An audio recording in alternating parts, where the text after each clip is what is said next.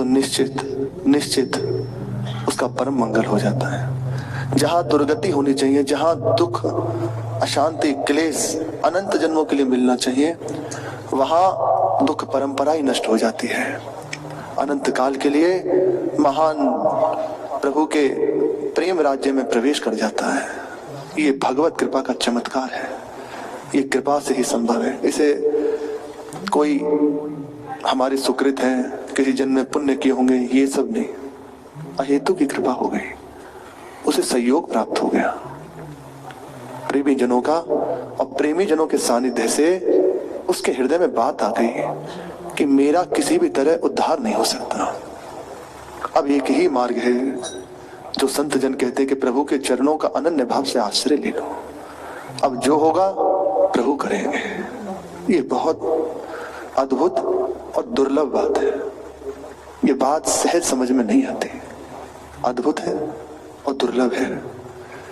बस इतनी बात हृदय में आ जाए, मैं प्रभु का हूं और मेरी सारी बात प्रभु की कृपा से बनेगी। मेरे से बहुत पाप हुए हैं, उनका किसी भी तरह मैं मोचन नहीं कर सकता, नहीं कर सकते, वास्तविक बात है। एक होता है पाप नष्ट हो जाना और दूसरा है पाप की वृत्ति ही नष्ट हो जाना। तो प्रवृत्ति है वही नष्ट हो जाना। पाप की प्रवृत्ति नष्ट नहीं हुई, पाप नष्ट हो गए तो दोबारा पाप हो निश्चित बन जाएंगे। और पाप की प्रवृत्ति ही नष्ट हो गई तो अब किसी भी तरह कहीं गुंजाइश ही नहीं कि पाप हो सके। जैसे बांस का जंगल जहां होते हैं उनमें घर्षण के द्वारा और दूसरी क्रिया होती है उनको काट देना।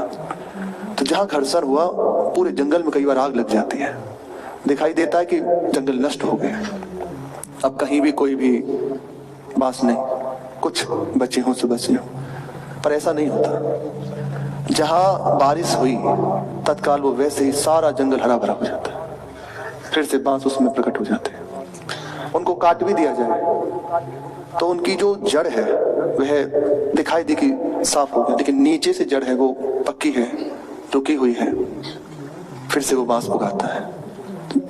काट देना या उस जंगल में आग लग जाना, ये हो गया पाप का नष्ट हो जाना। तो अभी इसका समाधान नहीं हुआ इस बात का। इसका समाधान है कि वो जड़ नष्ट हो जाए।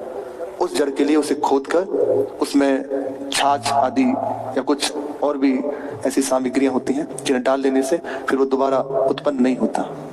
ऐसे ही प्रभु के चरणों का आश्रय ले लिया, उनके अनुरागी जनों का सानिध्य प्राप्त हो गया, अब वह पाप की प्रवृत्ति नष्ट हो जाएगी। इसका कोई उपाय नहीं। और दूसरा केवल प्रभु का आश्रय। प्रभु स्वयं कह रहे हैं अपि चेत सुदुराचारो भजते माम अनन्य भाग। जिसने मेरा आश्रय ले लिया साधुरेव समन्तव्य सम्यक व्यवसितो हि सा, निश्चित निश्चित उसे मैं साधु बना देता हूं। अर्थात समस्त पाप प्रवृत्तियां नष्ट हो जाएंगी, सुख दुख लाभ हानि जय पराजय आदि में समता को प्राप्त हो जाएगा। साधु कोई भी परिस्थिति उससे विचलित न कर सके, कैसी भी परिस्थिति हो, आंतरिक या बाह्य, वह अपनी स्थिति में स्थित है, प्रभु के भजन में निरंतर लगा हुआ है।